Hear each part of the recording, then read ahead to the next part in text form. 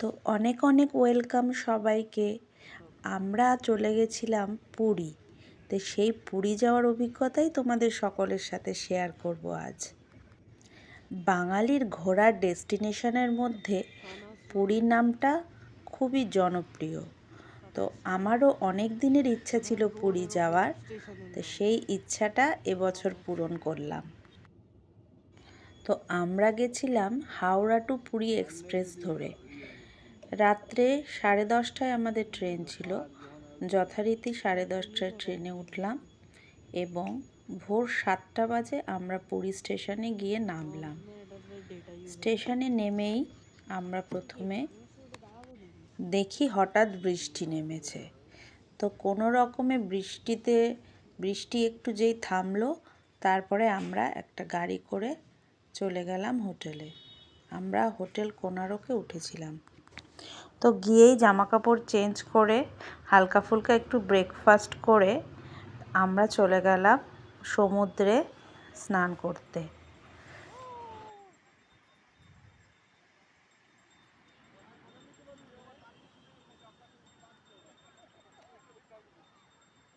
সবাই এদিকে তাকাও, একটু ভিডিও হচ্ছে। ছেলে কই? ও ও বাইরে। সমুদ্রে স্নান করে পথের যত ক্লান্তি আছে সেগুলো দূর করলাম। এত ভালো লাগলো সে বলবার কথা না। তারপরে হোটেলে চলে এলাম। হোটেলে এসে বিকেলবেলা সদলবলে চলে গেলাম মন্দিরে। জগন্নাথ দেবকে বলা হয় জ্যান্ত ঠাকুর। সত্যি জ্যান্ত ঠাকুর। এত ভালো লাগলো, মনে হচ্ছিল বারে বারে এখানে থেকেই যাই, এখান থেকে আর কোথাও না যাই। পুজো সেরে হোটেলে ফিরে এলাম। তারপরে যে যার মতন শুয়ে পড়লাম ডিনার সেরে। এরপর পরদিন আমরা গেছিলাম নন্দনকানন, কোনারক, উদয়গিরি, ধবলগিরি। পুরোটা কভার করেছি একদিনে। পুরোটা আপনাদের দেখাবো।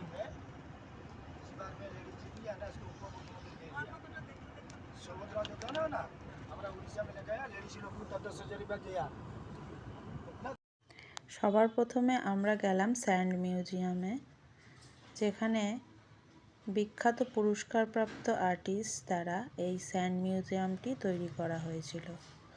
এরপরে চলে গেছিলাম কোনারক মন্দিরে।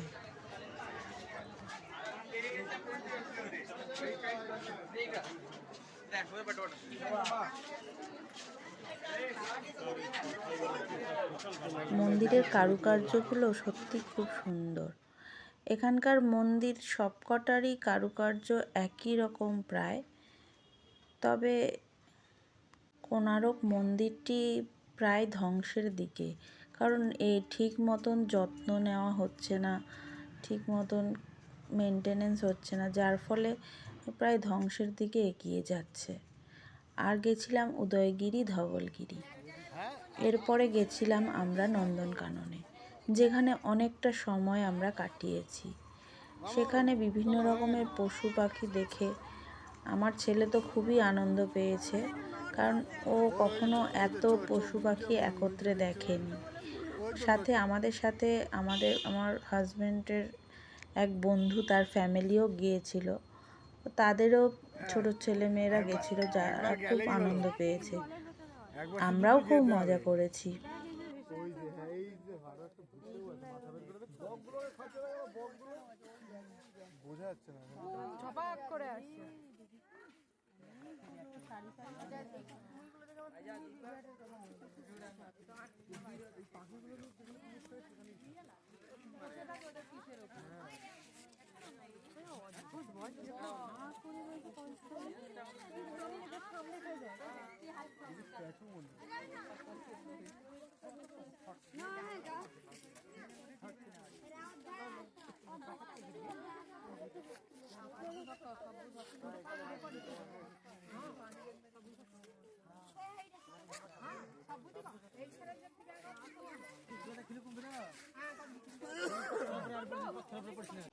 ছোটবেলায় চিড়িয়াখানায় গিয়ে এত জন্তু জানোয়ার দেখেছি, আর এই নন্দনকাননে এসে দেখলাম আলিপুর জু নন্দনকাননের কাছে কিছুই না।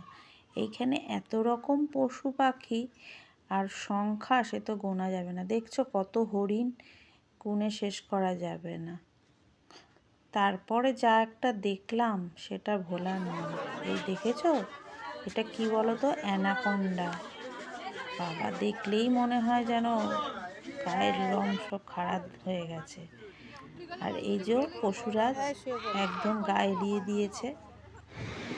তারপর দিন সকালবেলা চলে গেছিলাম সানরাইজ দেখতে, কিন্তু মেঘে ঢাকা ছিল বলে অনেকটা কুয়াশাও ছিল, সূর্যটা ঠিক ভোরবেলা ওঠেনি। আমরা অনেকক্ষণ পরে সূর্যের দেখা পেয়েছিলাম।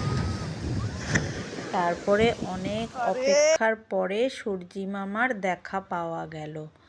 মেঘের আড়াল থেকে সূর্যি মামা বেরিয়ে এলেন। যাক, শেষ ভালো যার সব ভালো যার, দেখে নিলাম। তারপরে হোটেল রুমে ফিরে এলাম। ফিরে এসে দেখি ইনি তার বাচ্চা নিয়ে বসে আছেন আমাদের হোটেলের বারান্দায়। তো তাকে একটু খাবার দিলাম। খেয়ে টেয়ে সে আর যাওয়ার নাম করে না, সে বসেই আছে তো বসেই আছে। এদিকে আমরা বেরোবো, হোটেল ছেড়ে দেবো। হোটেল ছাড়ারও একটা তাড়া ছিল, লাগেজ মোটামুটি গোছানো ছিল, তাও বেরোবো। তার আগে তো কিছু প্রস্তুতি থাকে। আজকে আমরা যাব চিল্কার উদ্দেশ্যে, তার আগে হোটেল ছেড়ে দেবো, সেই জন্য গোছগাছ করছি। ওমা দেখি ইনি বাচ্চা নিয়ে এসে হাজির। তো ওনাকে একটু খাবার দিতে গেলাম, খাবার দিতে গিয়ে আবার একটু দেরি হয়ে গেল।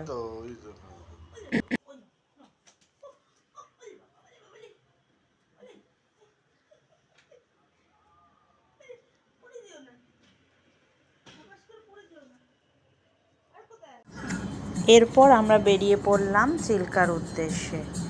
মোটামুটি লাগেজপত্র তো গাড়ির মধ্যেই নিয়ে নিয়েছিলাম। আর গাড়ির যে ড্রাইভার ছিল তাকে বলা ছিল যে আমাদের স্টেশনে ছেড়ে দেবে, চিল্কা ঘুরিয়ে স্টেশনে ছেড়ে দেবে।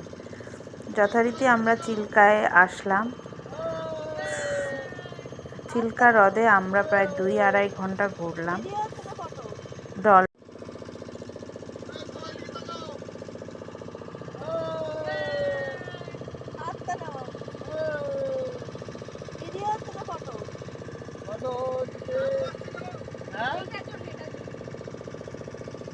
সূর্যটা এদিকে তাই কালো আসছে। এখন দেখতেও পাবে না, পরে দেখতে পাবে। হ্যাঁ, দুটো আইল্যান্ড ছিল, সেই দুটো আইল্যান্ড আমাদের ঘুরিয়েছে। সেই দুটো আইল্যান্ড দেখেছি, খুব ভাল লাগছিল। হাওয়াটা এত সুন্দর, আর ওখানকার যে লাল কাঁকড়া সেইগুলো আমাদের দেখালো। চিল্লাবি না, চিল্লালে বেশি ভয় করে সাথে জানিস। আমাদের দেখালো ঝিনুক, কিছু ঝিনুকের মধ্যে যে মুক্তো পাওয়া যায় সেই ঝিনুক আমাদের দেখালো। ওখানকার যে লোকাল গাইডরা থাকে, সেই গাইড ওরাই আমাদের সব ঘুরিয়ে দেখাচ্ছিল আর সব কিছু বলে বলে দিচ্ছিল। ঝিনুকগুলো খুঁজতে খুঁজতে একটা ঝিনুকের মধ্যে কিন্তু মুক্তো বেরিয়েছিল। আপনারা কটা পান মোটামুটি? আপুরে আমি 6খানা বোর্ডকে অ্যাটেন্ড করছিল, বুঝতে পারছেন? আজকে সকাল থেকে সেখানে বোর্ডকে অ্যাটেন্ড করছিলেন। ওদের মধ্যে 4খানা বোর্ডে একটাই পাওয়া গেল না। আর ওদের মধ্যে সব মানুষ বলে আমাকে 8খানা দরকার, আমাকে 6খানা দরকার, 7খানা দরকার, কিন্তু এদের কাছে একটাই পাওয়া গেল না। যার মধ্যে থাকে এরকম ভেঙে এরকম প্রেস দিলে তখন কঠিনাই মেসেজ হয়, তখন বুঝতে পারে এদের মধ্যে কিছু আছে। দেখো জিনিসটা কি, দেখো একটু অনুভব করে জিনিসটা। দেখো দেখি এটা আপনি আংটি, লকেট, কানে তো 100 করতে, এটা 4 রতি। যদি জুয়েলারিতে কিনে যার দাম নিয়ে 3200 টাকা, কিন্তু আমাদের এই যে জুয়েলারি কি করে 400 টাকা করে পিস কিনে, তাই আমরা সবাইকে 400 টাকা করে বিক্রি করি। Only for 400 here, but you can buy in jewelry 3000 for the count of Kerala and nominal price. So all person purchase because natural nominal. Guide অনেক রকমভাবে আমাদের কাছে মুক্তোটি বিক্রি করার জন্য চেষ্টা করছিল, কিন্তু আমরা কেউ নিলাম না। যাই হোক, আমরা তারপরে আইল্যান্ডটাতে গেলাম। আইল্যান্ডটা খুবই একদম শান্ত ছিল, খুব ভাল লাগছিল। জনমানব কেউ নেই, মনে হচ্ছিল যেন পৃথিবীর অন্য প্রান্তে আমরা চলে এসেছি। একদম শুনশান, খুব ভাল লাগছিল বিচটাতে ঘুরতে। তো হয়ে গেছে তারপরে আমাদের চিল্কা ঘোরা, চলে এলাম আবার স্টেশনে যথারীতি যাওয়ার জন্য সবাই রেডি। ট্রেন চলে এসেছে, আমরা লাগেজপত্র গুছিয়ে ট্রেনে উঠে পড়লাম। তো হয়ে গেল আমাদের পুরী ঘোরা, আবার যে যার গন্তব্যে চলে গেলাম। নিয়ে গেলাম অনেকটা স্মৃতি, অনেকটা ভালো লাগা, অনেকটা অভিজ্ঞতা। সব থেকে ভালো লাগলো মন্দিরের যে পুরোহিত আমাদের নিয়ে গেছিলেন, তিনি মন্দিরের যে ঘটনাগুলো বলছিল সেগুলো মানে সত্যি অবিশ্বাস করবার কোনো জায়গাই নেই। মনে হচ্ছিল সত্যি যেন এই মন্দিরে পা দেওয়ার সাথে সাথেই যে সত্যি ঘটনাগুলো ঘটেছে, এগুলো অবিশ্বাস করবার কোনো জায়গা নেই। যার টানে হাজার হাজার মানুষ প্রতিদিন এই পুরীর মন্দিরে এসে ভিড় করে এবং পুজো দেয়। বারে বারে যার টানে মানুষ ছুটে আসে এই পুরীতে, সেই জগন্নাথ দেব সত্যি তিনি আছেন এবং সত্যি তার মহিমা অপরিসীম।